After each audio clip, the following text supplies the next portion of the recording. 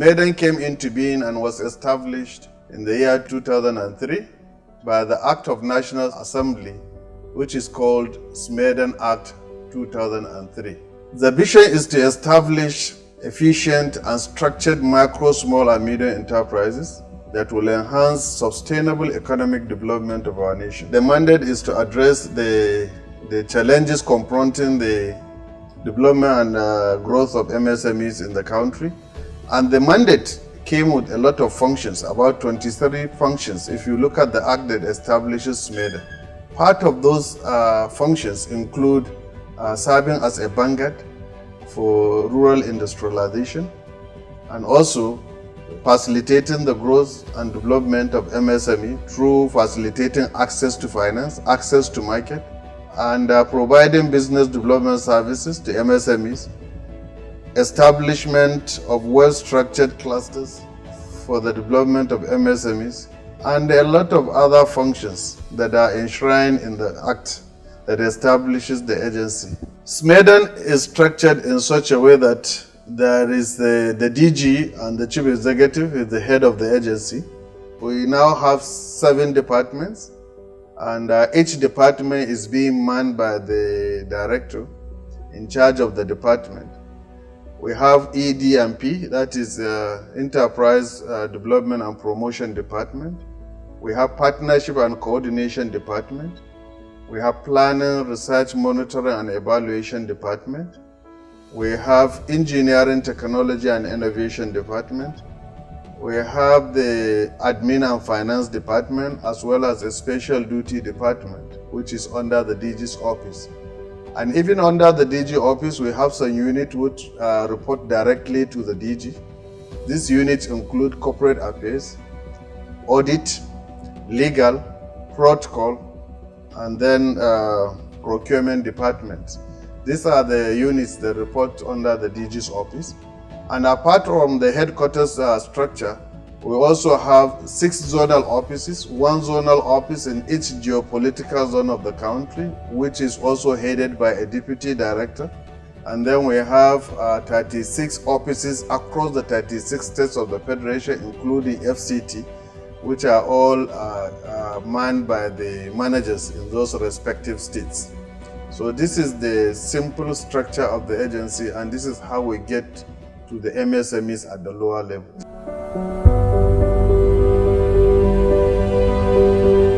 We are like the central focus of the activities of the agency, because the agency is essentially about policy formulation for MSME development, and then we now have activities to complement the policy formulation. And central to the activities of this department is the issue of policy. And we have been able to review the existing policy. It has been given approval by the Federal Executive Council, and that policy is currently being implemented. We have been able to put together a strategic plan that will be enforced before it is reviewed for the agency. We are in charge of exhibitions, fairs, and organizing a number of SME fora. We had MSME Opportunity Fair in Kano, we had one in Lagos. This department was in the forefront of starting a digital academy for the agency. In addition to that, we launched a Market Hub app where people can advertise their products online. The app is available on Google Play Store, can be downloaded on any Android. It will soon be on Apple Store, So that's one of the things we did. We also launched a web platform where you can source technology for your products. And this we did in partnership with an association in China, the African Guangdong Business Association. Critical to this department's activities is also monitoring and evaluation. This is the department where we monitor all the activities of the agency and then we evaluate. And yearly, we have what we call impact assessment of our programs. So every year, When we do this monitoring and evaluation, we sit down to look at the critical areas for improvement. So we come out with a matrix of how our activities went this year. What is the impact? Are we actually achieving the goals of most of those programs? So that is done by this department. And we don't even limit it to just what we do. We also try to see what is happening in the entire MSME ecosystem, and then we advise the agency so that we can channel our programs properly.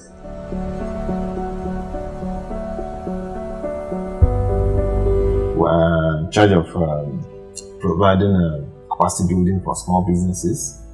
We're in charge of providing access to finance for small businesses. We're also in charge of providing access to markets for small businesses. We're also in charge of delivering business development service. And of course, in line with our mandate, we have developed several programs, several projects impacting the lives of MSMEs across the country. In fact, one of the major ones, which is also a flagship of the agency, is called the National Business Skills Development Initiative. This initiative is targeted at supporting MSMEs who are either young people or women, especially, and it has about 3 components. The first component is entrepreneurship training.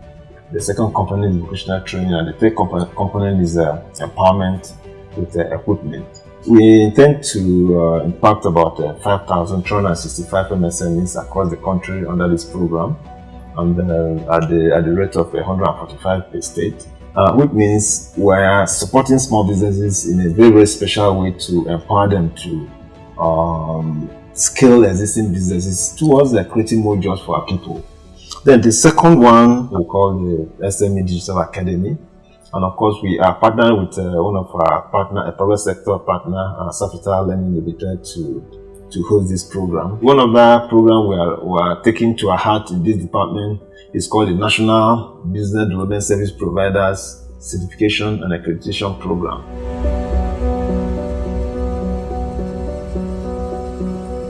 Our main function here is to ensure that we will attract as many partnerships as possible. So in the development of micro, small and medium enterprises in Nigeria too, we are trying to see how we can attract partners to enable us to attain our mandate of ensuring that we have a structured and sustainable micro, small and medium enterprises in Nigeria. And so far, the department have been in the forefront in bringing partners that are very viable to ensure that we achieve this mandate. Though we have offices, not 36 states of the Federation, but the rural areas too. That's why we try to partner with state ministries of commerce and industries, state SME development agencies, and the organized private sector too, faith-based organizations, cooperative societies, to ensure that we reach out to as much micro and small enterprises as possible. We have tried to implement the agency's mandate through some of our programs, like the one we call GROSS, that means reaching out to business membership organizations and non-governmental organizations. In that program, we try to train them, enhance their capacity, not only that, to extend some grants to them, and even people living with disabilities. So these are areas we have tried to interject and intervene to ensure that the Smedan mandate is achieved.